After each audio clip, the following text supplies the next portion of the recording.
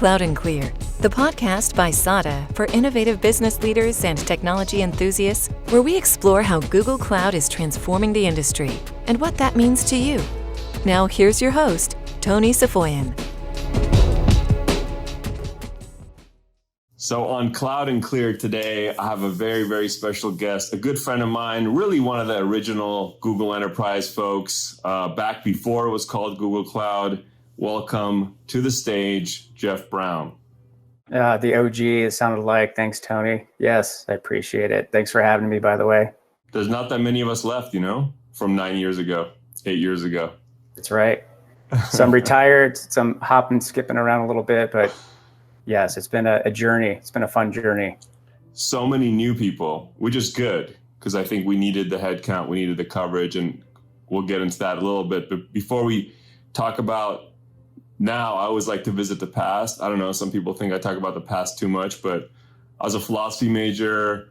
I like history. I think that kind of has a huge role in defining the present. So let's talk about the man, Mr. Jeff Brown. How'd you even get into technology if you trace back? Anytime you want to talk about yourself, it's got to be interesting, right? So I think when you look at how I got here, it is a little bit of a unique story. So I'll just touch on it here.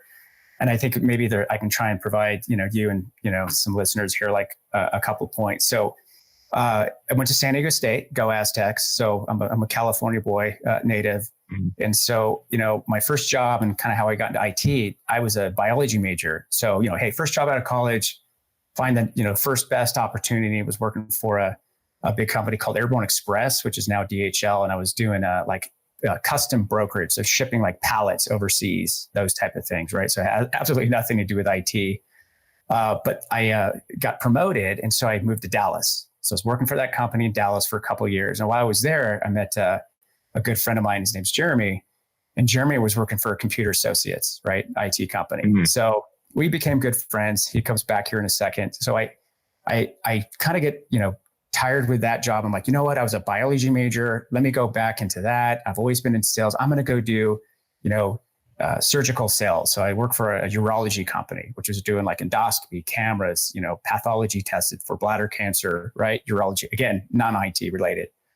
Well, I was back in LA, and at that time, I'm, just talking with Jeremy. He's like, listen, you're going to love Denver, right? Why don't you come out to Denver and visit? If you like it, I'll bring you on board. I'll hire you. You're going to work for Computer Associates. Jeremy, I don't know anything about IT, right? I'm medical background. It's like, you can learn it, come visit. So I visit Denver. This is going on 20 years ago. I can't make this up. I land at the airport. There's like sunbursts coming in. You know what I mean? It was just this amazing moment. Like, majestic. I think I'm supposed to be here. Have a great weekend with him. Long story short, he hires me. I moved to Denver 2 months later. That was my first, okay, I'm going to get into IT. So I ramp up as fast as possible. So the first point there is like your networking, right? Just the people, leverage friends, relatives, people in the industry that can help you, try and get where you want to go. And the thing I did then is I started calling on K through 12s. So no one was really talking to K through 12s. And that's actually how I got into public sector. So I noticed this is just this untapped market. So I started selling Computer Associates, and I kind of became what was like the first public sector type of rep, just covering Colorado. That transitioned then to a company called VMware. It was an acquisition actually called ConfigureSoft that VMware purchased. And then I worked for Symantec, Veritas, for about 4 years. Again, so from that CA point into VMware and into Symantec Veritas, I was only public sector. So it's got to be about 18 years now of being in this niche. And so been with Google now 8.5 years. And so that quick story then goes to, the networking is, the director of Google, apps for work, had made a couple calls, and he was asking for, hey, do you know a public sector rep? And it was actually, funny enough, Tony, asking in a different territory. And this is when you can say, I'll say I was blessed. You could say lucky. But these two individuals said, hey, I don't know anybody. It was actually in the Pacific Northwest. I don't know anybody up there, but I do know somebody in Denver. You should talk. And he heard it from two different people over the course of 2 days. They triangulated on Jeff Brown. Hey, clouds opened up again, right? The sunburst came through. Yeah. took me 6 months to get into this place because it's that kind of company, and that was 8.5 years ago. So yeah, that's how I got into IT. Biology. I was a bio major. I dropped it like year 3, but yeah, I also didn't end up doing anything in biology per se, but it forced me to take a lot of math and stuff, which I guess there's some use for that. But public sector is its own completely different environment. And it's so funny, your own story about how you got into public sector is actually how SADA got into public sector. The first work we ever did with Google, beyond a little bit of early work in search in 2006, was, the higher ed market was adopting G Suite in waves back in 2007, 8, and 9. And then after that, we also ended up doing a bunch of K through 12, including Chicago Public Schools, which was the biggest district that we did. And we did some work at LA Unified as well.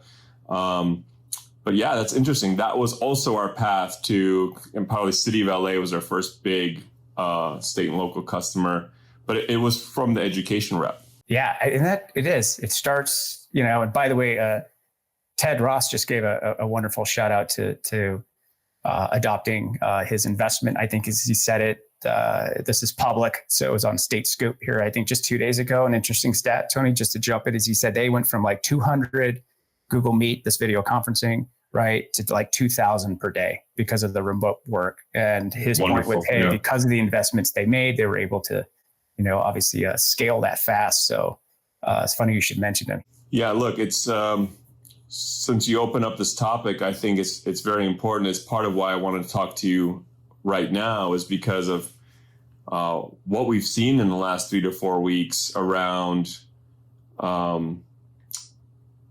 how couple things. First of all, the broad base and scaled and rapid adoption of some of these cloud technologies that frankly we've been selling for 14 years, but also like the huge split between organizations that had made those investments and were relatively ready, and those, the 90% really, I would say, who hadn't, and it was a completely different experience for those two types of organizations. And of course, LA, been on G Suite for 10 years, was way more prepared than I think the typical city, state, county that hadn't made those investments. 100% agree. There was speaking of another webinar, we did a webinar 2 weeks ago, and it was about like just remote working and all this. So to your point, we put together a Google form and we just surveyed, the 60 people that were on, and just quickly they just surveyed. And 3 of the 4 of the questions, here's the first one that we asked: are you able to do your job remote? Right? Like, just give me a percentage, yes, no.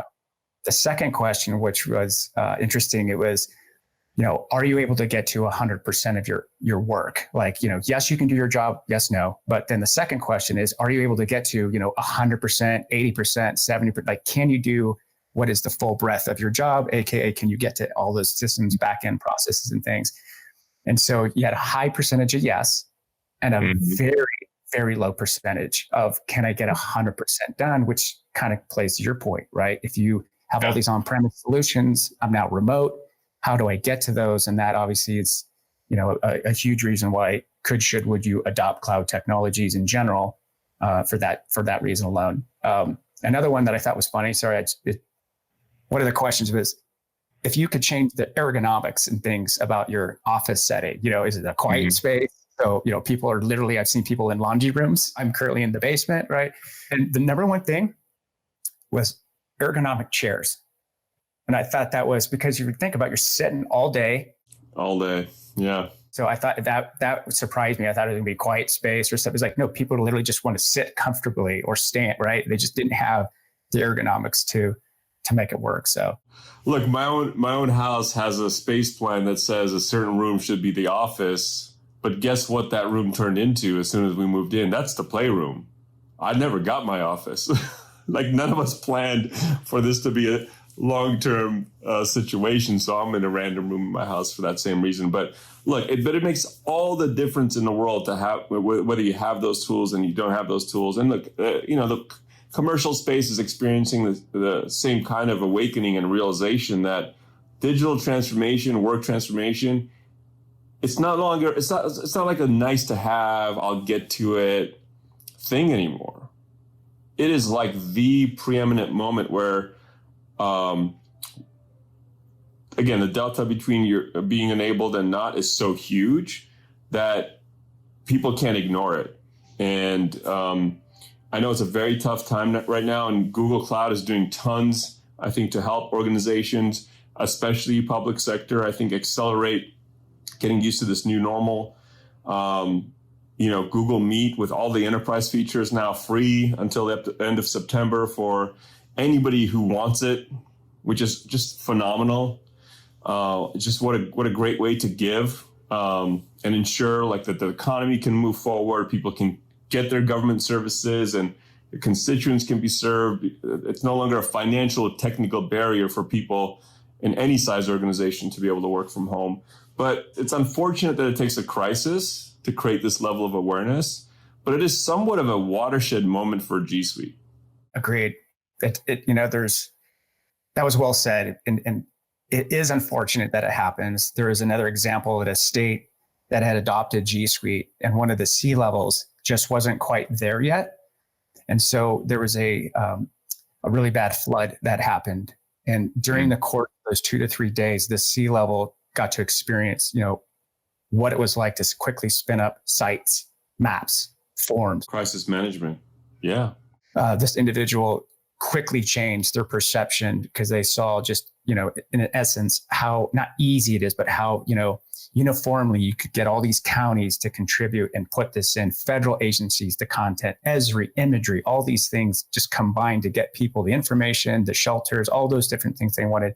I'm not joking, literally within 24 hours. And so to your point, you take this and there's that, psychological saying that, when you take something away from somebody, that's much more of a fear.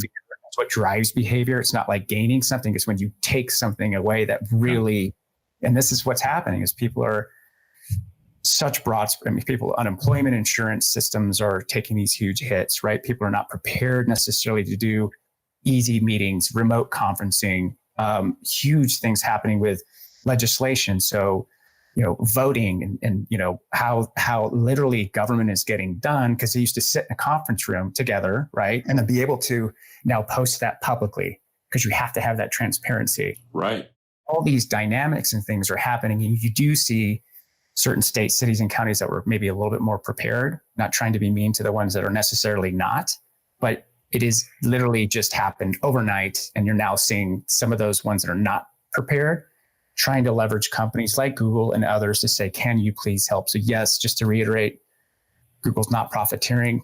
We're just trying to look at how can we make public continue to run, whether that's G Suite, video conferencing, exactly, systems and chatbots to help reduce phone calls and those things. So absolutely, yeah. This is about helping government continue to function. It's about making sure that our economy in the private sector, which of course this offer is available to any corporation in the private sector as well, is like that the economy keeps going, that people retain their jobs, that government functions. I love that. Again, times like this just makes me so grateful, so proud to be aligned with Google at a time like this, right? Not only because we're passionate about the technology, but like the culture top down, really from Alphabet, from Sundar on down, of course, TK and Rob, Kirsten, Mike Daniels, like everybody is so serve, not sell. It makes me super proud. But it, again, also highlights the technology and also, when there's a crisis and people don't have the tools, sometimes they gravitate towards whatever tool seems to be available that they can get that's consumer-ish in nature. And people have done that in the past. It's sort of like that a gray ops IT. Well, you're not going to give me these tools. I'm just going to get, consumer Gmail or Dropbox with my consumer email and start sharing public sector information, proprietary information. Like it creates those things. And I think generally IT organizations have been got savvy about shutting those things down. But now we're in a crisis. So there's this urgency. People from home, they're using whatever tools. And as it turns out, not all tools are the same. That security matters, that scalability matters and the cloud matters, like if it's done right. And some platforms are just not, and now it highlights it, right? Because there's an immense amount of demand, way more users than in the past. And those vulnerabilities that if they exist are simply brought to the surface and highlighted. So that was an interesting thing to witness. You know what, touching on something you said earlier, and it kind of rolls into the, federal, state, local, was the education. And so if you look at what happened with education, 2008, 2009, everybody knows what happened.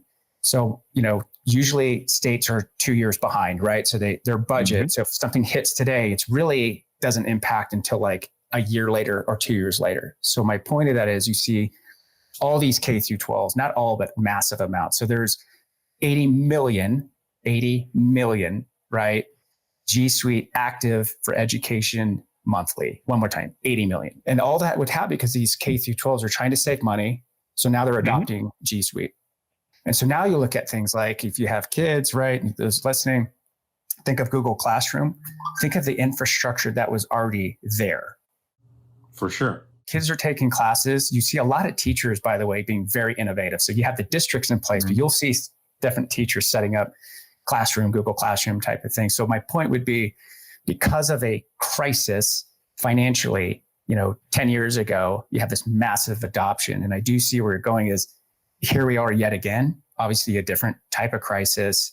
And so we cannot be caught sitting on our hands again, right? For governments like this, whether it's a storm, whether it's something like this, something will eventually happen. And so let's just be prepared. I don't mean to be doom and gloom, but. Yeah. And not all tools are created equal. To that point, right?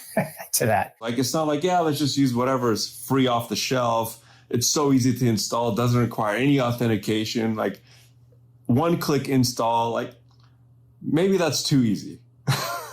Right. Is it encrypted? Look, I think not to be like, I think withhold the right to. I like to be completely transparent and straightforward, and sometimes that also means. Admitting, I think, where I witnessed some of the gaps in our journey and why other platforms became a verb, right? Because we had so many customers, even education customers, who own G Suite, but were adopting different things for video technology, and it would be so weird because they're like, you own this, but you're paying for something else. Like, why? And so we'd witnessed that for a couple of years, certainly in the commercial space. Like, well, you own G Suite, you own this meeting technology, but you're also paying for some other thing. It was so weird to me, but I kind of understood why, ease of use, this and that, some other things. But I think there was an element of like, Google wasn't even ready per se. Like, there was an element of like, whoa. We've been sort of making good progress in this space, but taking our time because a lot of GCP investment, and that's the big total addressable market, and we have to win there. And then all of a sudden I was like, whoa, we're having 25x increase here, but other technologies are seeing maybe more, and they're becoming the verb in the vernacular. The same way that Google means search, some other thing means work from home, right? How did that happen? And how do we innovate on the platform so that there's just no question what the best and easiest and most secure platform is? And then how do we, of course, with this offer out right now till September, just make it a no-brainer for our customers? And there was a couple of weeks where, frankly, like, I was somewhat frustrated of why is something else running away with the narrative? But the way that Google did it and the reason they did it, I think, is it needed to be done right. There's no shortcuts to these things. Security and uptime and reliability matter. And so I think as Google is pivoting, by the way, I love how all of a sudden G Suite is elevated. It's like the biggest enabler of the current platform of all the portfolio. It's not Maps. It's not GCP. Right now, it's like our time with G Suite because we've been, G Suite was what started our Google relationship. But the way that nobody can really reach the scale and that Google can when the battleship turns around. So I'm excited to just see this from the sidelines and actively actually bring it to market with Google as well. Yeah, I'm with you. Just to repeat it. Yes, you're right. G Suite is now like top priority for obvious reasons. So it's so nice to see that. Not that it was never not a priority, but let's just say maybe it wasn't like number one, and it definitely along with GCP and those components.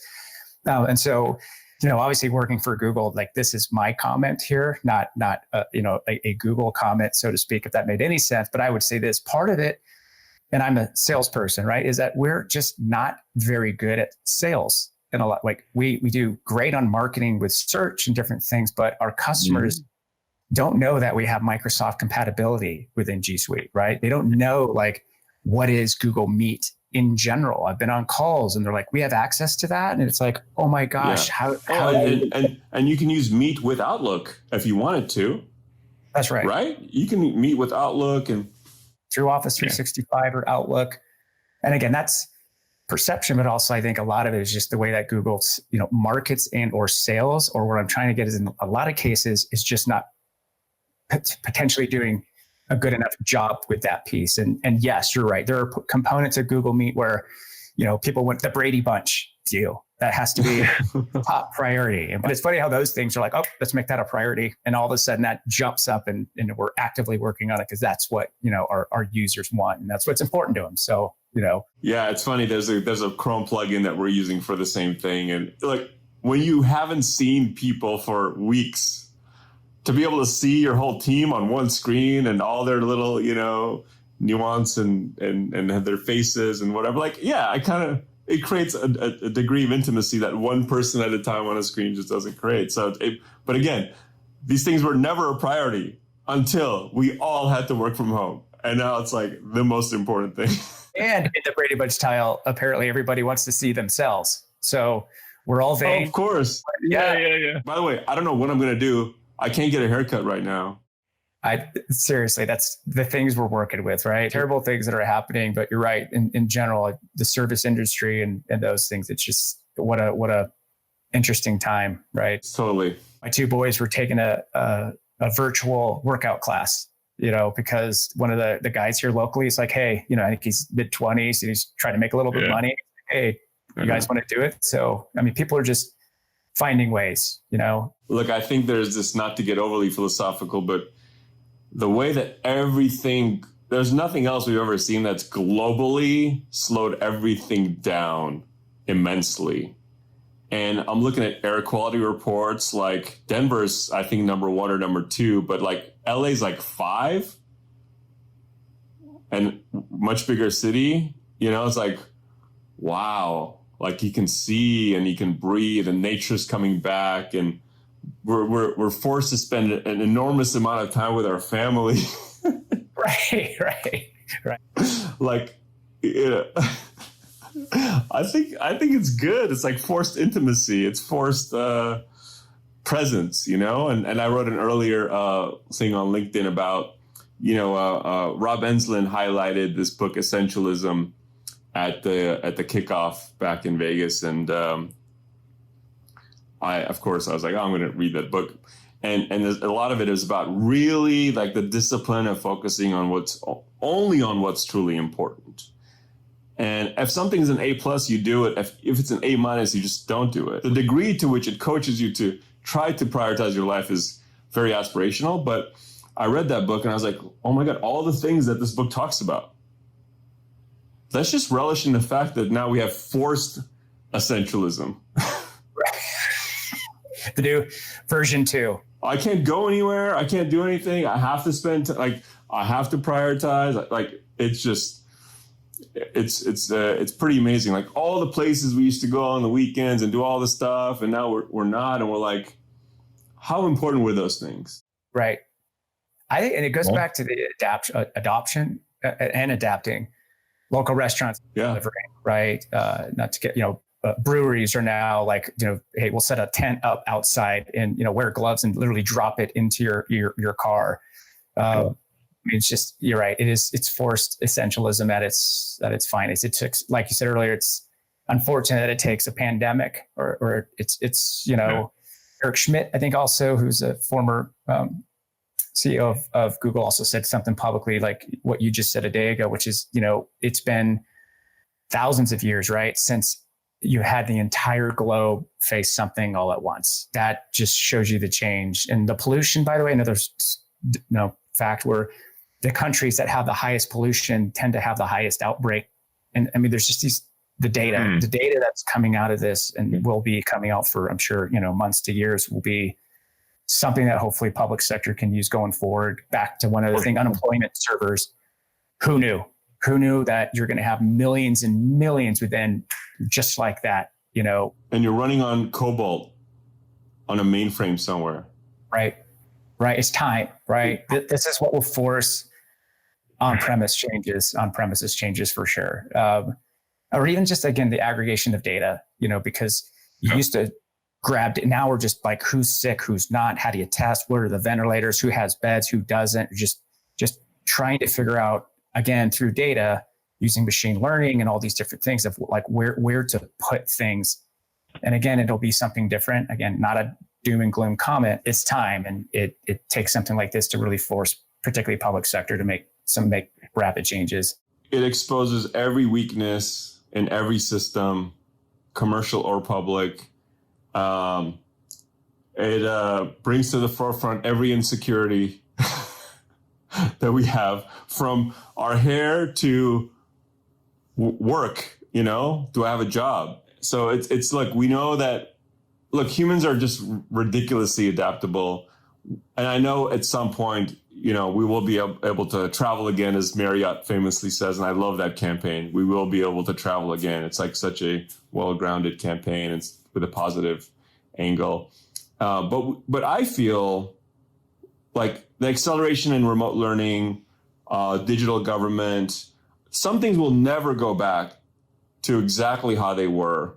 But I hope that it's in a way that's like, we take all the elements and all the lessons learned with the flaws in our healthcare system, the flaws in, funding elements, crisis preparedness, digital government, digital transformation, and commercial, et cetera. Like, I hope we take the good and we remember the things that are important, like the environment and other things, and what is really essential. And I hope we carry that forward. And because we're not going to go back to exactly how things were, but I'm very curious about what we will retain and what we'll immediately forget. It's true. It's like the lessons learned, as they all say. And it's important that we capture as a society, within the US and globally, like you're exactly right. I think we're going to find some, so like the big stuff we just mentioned, the unemployment insurance and just, running a crisis in general, not just the city, up to the county, up to the state, and from a federal level. Yeah. I think there'll be like these other things, like the pollution pieces we talked about, like it actually made a huge impact, or just traffic congestion, right? I mean, you got to get people in and out of work, but the fact that you're seeing such a decrease in positive ways of certain things, again, it's the lessons learned and how you can carry those forward. I totally agree. Example, are people going to be happier working remote maybe one day a week? And certain states have actually done that in the past, but hey, it is more family time. I'm bonding closer to my kids. And so I will change my lifestyle a little bit to have better work balance. Yeah. And it takes all the pressure off the environment and the roads. And you know what I mean? Like, imagine like if 1 month a year, we just did this as a community, like the world is like just pauses 1 month a year. Seriously, like it's a DR test, plus it's, nature has a way of rejuvenating itself, but it needs a break. It's like any organic thing, right? And it's like, dry January for your liver or whatever, right? Like nature has a way of regenerating. So imagine like all the stuff we would see that would come back if we just took a pause a month a year. I don't know. In Europe, I think that's just called August. Where they all take all the Central Europeans just take August off. But then what happens is all the tourists go in. So it's not like Venice gets a break, right? But yeah, I do really hope that it challenges all preconceived notions around all these assumptions, good and bad, good assumptions, bad assumptions. Oh, we can never be productive remotely. Yeah, well, actually, we're going to find out, right? Or our healthcare system can take, anything. And well, maybe it can't, and what do we have to do to fix those? And look, I'm trying to see it as a blessing in disguise. I'm certainly blessed to be in the business we're in, to have my family healthy, to have people on our team that I see coming together in ways that I've never seen. They're working harder than ever, both within the teams, across teams. We're more unified in a lot of ways than ever.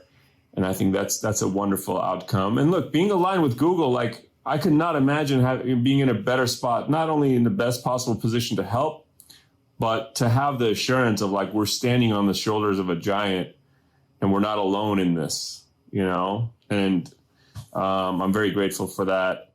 Like you said, the community is coming together. 2 examples I've just seen here locally. All the counties are getting together and sharing their data. And so like some of the cases they've taken, and I'm allowed to drop a few of these, but Eagle County, so in Colorado, which is where I'm at, right? The first impact hotspot, so to speak, was in the mountain towns. Everybody knows Colorado for skiing. There was a traveler who came up. So people have heard of Vail, they've heard of Breckenridge, they've heard of, Keystone and all those places. So that was the hotspot. My point is Eagle County, Pitkin County, Summit County, right? They all started to get together to aggregate their data, and all these dashboards are publicly available. And so my point is, like, no offense to Google or our partners such as SADA, but they were doing this themselves. Another amazing on the K through 12 side that I love this story is that some K through 12s, obviously in different areas within Colorado, let's just say have a little bit more, grants and bonds and stuff for the school, and they'll have one-to-one Chromebooks where all these school districts are sharing their Chromebooks with other school districts. These are the stories where you're like, again, nothing to do with us, nothing to do with our partners, just these communities, these school districts, these counties getting together because they're utilizing relatively the same platforms. Not a shameless plug for ourselves, but I guess it is. And those are the things like I absolutely love seeing those stories. I love seeing those things. The way even my kids' school, who actually, it's a small school, but we helped them get on G Suite a couple of years ago, and they're using Classroom. They pivoted in I swear, they took 2 days off. They took a Friday off and a Monday off. And starting Tuesday, they were all remote. And it's like 400 students, but wow, that was really good execution. Yes. In our different schools, it's like, hey, we're just going to make spring break, 2 weeks long, 3 weeks long. And now all of a sudden, and this is very common. I've talked to a lot of my colleagues, this week was like the first week of like, okay, we're going in for the long haul. In fact, we're not going back. I'm happy for you, maybe sorry for your kids, but they've already been doing this here. It sounds like for the last, couple of weeks. Our kids just started here like Monday, honestly. The dynamics of being a parent here, right? Totally. Yeah. Funny to me because, obviously, who I work for. So this is like Monday and my wife's kind of saying, hey, they're all in Google Classroom. And so I'm like, okay. She's like, so, you can, as a parent, you can, I'm like, I know. Yeah. I'm like, she's like, can you go help them? So can't make this up. Go up to my 12-year-old. I'm like, hey, all right, buddy, Google Classroom. And I pause for a second. He goes, yeah, what do you want to know? Been doing this for years, Dad. All right. Sorry. Thanks. Just making sure. So thank you so much for being my guest at this crazy time. And I'm even filming these differently. We just created this amazing studio at headquarters, and now we can't even use it for these, but look, it's fine. We're recording, and we're going to keep putting out the great content. I hope people find value in it. I know they're going to love listening to your story and everything we're seeing right now in terms of public sector, the role of G Suite. I really appreciate you, Jeff Brown, being on Cloud and Clear. Hey, Tony, I really appreciate it. You weren't asking for this, but I'm not here if it's not for SADA. Everybody knows your story. You are the top premier partner in all the counties and states and stuff we've done. I'm excited for the future. I'm happy for our customers that have adopted this. So back at you. Thank you. Thanks for having me. Thank you for listening to Cloud and Clear. Check the show notes for links to this week's topics. And don't forget to connect with us on Twitter @Cloud and Clear and our website, sada.com. Be sure to rate and review the show on your favorite podcast app.